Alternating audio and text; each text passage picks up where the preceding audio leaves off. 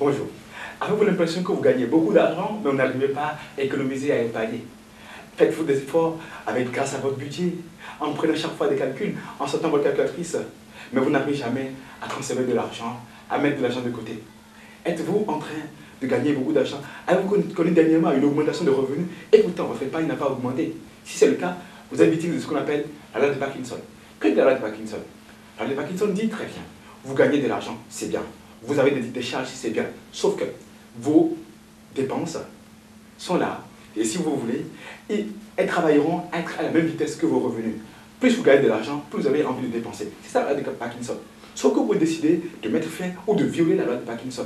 De dire, mes dépenses, mes charges ne sont pas forcément obligées d'être à la hauteur de mes revenus. Et qu'est-ce que vous commencez à faire? Vous commencez par appliquer ce qu'on appelle la loi de la conservation. La loi de la conservation, c'est la loi universelle pour pouvoir devenir riche. En quoi consiste-t-elle? Elle consiste à dépenser moins que ce qu'on gagne.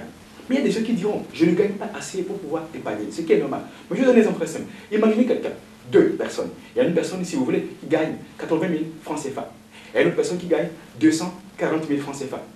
Ou si vous voulez, 200 000 francs CFA. Ce qui se passe, celui qui gagne 80 000 francs CFA, il réussit à économiser jusqu'à 40 000 francs. Au bout d'un an, il aura une fortune, si vous voulez, une épargne d'environ 480 000 francs CFA.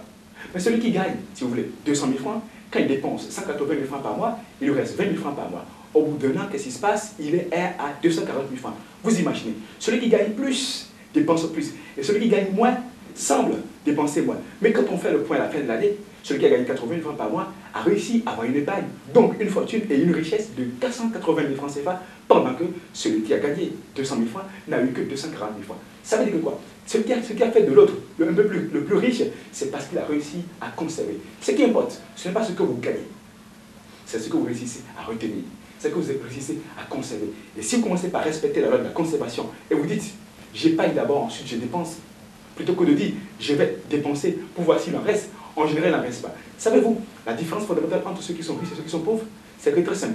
Les riches épargnent d'abord avant de dépenser. Pendant que les pauvres, qu'est-ce qu'ils font?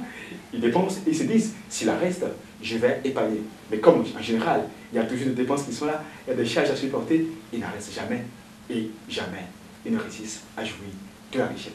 Vous avez la possibilité de jouir de la richesse pour ce faire et vous commencez par respecter la loi de la conservation.